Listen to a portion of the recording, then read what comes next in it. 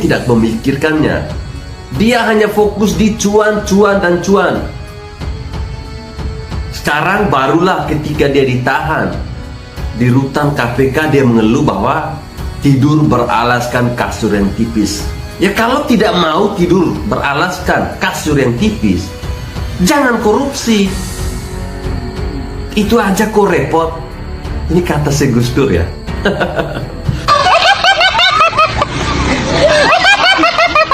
Indonesia sejak dulu kala tetap dipuja-puja bangsa. Fasilitas yang kita dapatkan, terutama tempat tidur ya, itu tidak seperti yang kita rasakan saat kita bebas atau saat kita berada di rumah kita. Jadi apa yang telah tersedia di rutan itu tinggal kita manfaatkan. Bukan kau mengeluh seperti seolah-olah bahwa ini di rumahnya Anda. Nah, yang membuat saya heran begini teman-teman, ketika si Lukas NMB ini yang merupakan kader dari Demokrat, dia melakukan korupsi atau diduga melakukan korupsi, dia tidak pernah berpikir bahwa nantinya ketika perlakuannya ini atau kelakuannya ini diketahui oleh orang lain, dalam hal ini KPK, tentunya di sana dia akan menderita soal tidur di lantai atau tidur hanya beralaskan tikar, dan itu sudah sangat jelas. Lukas NMB mengeluh tidur pakai kasur tipis di rutan. Begini respon KPK. Dari Partai Demokrat langsung direspon oleh KPK teman-teman. Jadi isi beritanya seperti ini ya.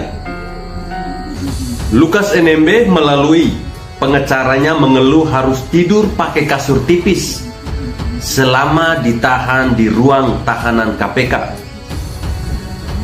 Pihak KPK memastikan fasilitas yang diberikan di rutan telah sesuai dengan aturan yang berlaku.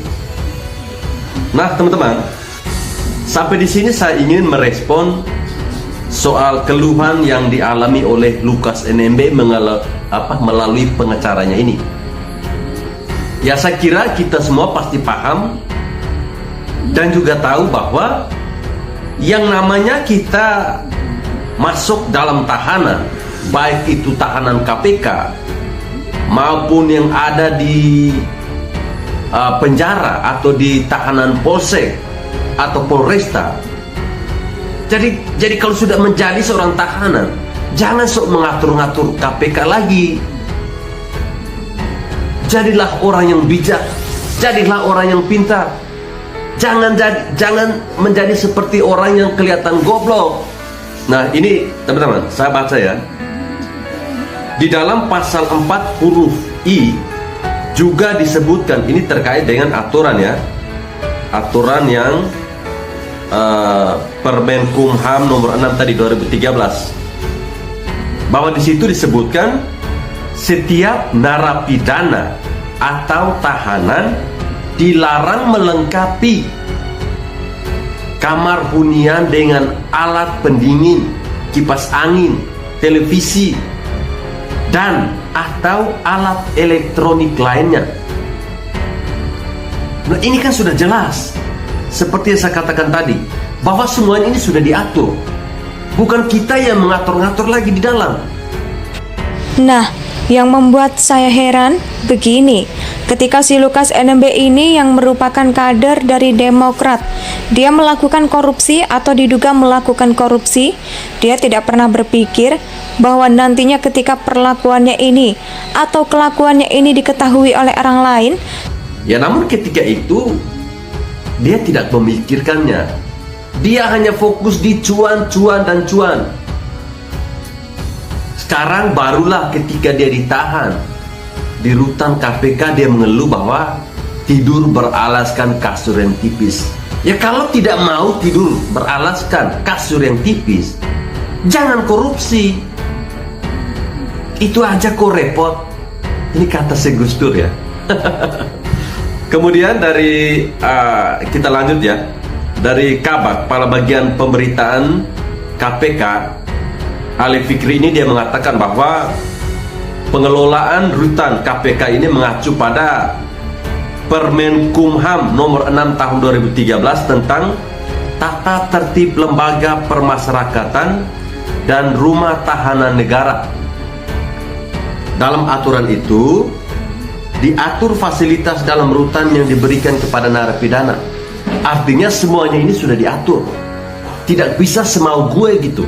Bukan berarti bahwa saya yang masuk ini adalah seorang mantan gubernur, lalu saya diberikan fasilitas yang mewah seperti yang dirasakan oleh Setia Novanto ketika itu. Tidak seperti itu. Semuanya jelas sudah diatur. Melanggar hak-hak rakyat dan menghambat pembangunan nasional. Ya, saya setuju. Ketika mereka melakukan korupsi, memakan uang negara, itu merupakan hal-hal yang tidak manusiawi. Sekarang ketika Anda masuk ke dalam tahanan KPK, Anda meminta bahwa Anda harus diberlakukan secara manusiawi. Maunya seperti itu. Enaknya lu rasakan sendiri. Ketika susah Anda mulai mengeluh dengan orang lain. Enak sekali ya. Ya, lagian kondisi kesehatan si Lukas NMB ini menurut informasi dari dokter KPK ya tidak masalah, tidak ada keluhan apapun. Dalam hal ini KPK tentunya di sana dia akan menderita soal tidur di lantai atau tidur hanya dengan beralaskan tikar. Itu sudah menjadi sebuah risiko ketika Anda menjadi seorang tahanan. Ini bukan di kos-kosan yang kalau kau ingin tidur mewah tinggal kau pergi saja ke toko sana atau ke mana, ke pasar. Kau beli itu kasur yang tebal begini, baru kau tidur sepuas Anda. Bukan seperti itu. Ini di rutan, bro. Gimana sih? Ini harusnya AHJ ini harus menasehati, menegur, memberikan penguatan kepada kadernya ini nih, Lukas NMB ini nih. Nah, ini yang menurut saya sangat bagus ya. Dari orang KPK ini, dia mengatakan begini, justru tindak pidana korupsi yang telah dilakukan oleh para pelaku tersebut yang sejatinya tidak manusiawi. Ini kan lucu, kayak anak kecil itu loh. Kalau belum ketahuan masih sehat-sehat. Tapi kalau sudah ketahuan, penyakitnya mulai datang aneh-aneh, muncul yang tidak jelas. Bilang sakit leher lah, perut sakit lah, kepala sakit lah. Ya, semoga keluhan itu menjadi doa buat dia sehingga dia bisa sakit benaran.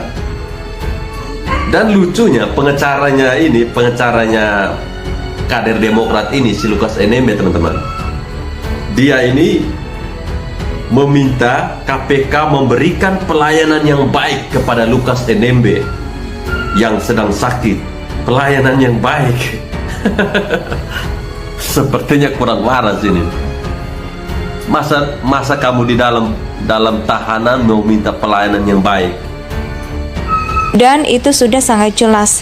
Namun ketika itu dia tidak memikirkannya, dia hanya fokus dijual cuan dan cuan. Sekarang barulah ketika dia ditahan di rutan KPK, dia mengeluh bahwa tidur beralaskan kasur yang tipis. Kalau tidak mau tidur beralaskan kasur yang tipis, ya jangan korupsi. Dan saya kira kalaupun mereka ini ada keluhan sakit, itu sudah menjadi kebiasaan para napi koruptor khususnya. Ketika mereka ditetapkan sebagai tersangka, mulai buat yang aneh-aneh. Teman-teman masih ingat ketika itu si Roy Panci Suryo yang ketika pergi ke KPK nampak terlihat sehat-sehat. Bukan ke KPK, ke kantor polisi. Nampak terlihat sehat-sehat. Namun ketika keluar dari dalam kantor polisi, menggunakan kursi roda. Lagian waktu kamu korupsi, kamu tidak pernah memikirkan bahwa ketika di dalam tahanan akan seperti itu kok. Sekarang malah ketika semuanya sudah ketahuan, sudah masuk di dalam tahanan, mulai minta yang aneh-aneh, minta mesti dikasih pelayanan yang baik, kasih kasur yang tebal. Ya bersyukur kalau di tahanan KPK itu mereka masih bisa memberikan kasur yang tipis. Coba kalau disuruh tidur di lantai kosong, pasti Lukas NMB akan nangis-nangis itu tuh. Dan pada saat dia menangis, dia akan menyebut nama AHY dan juga SBY.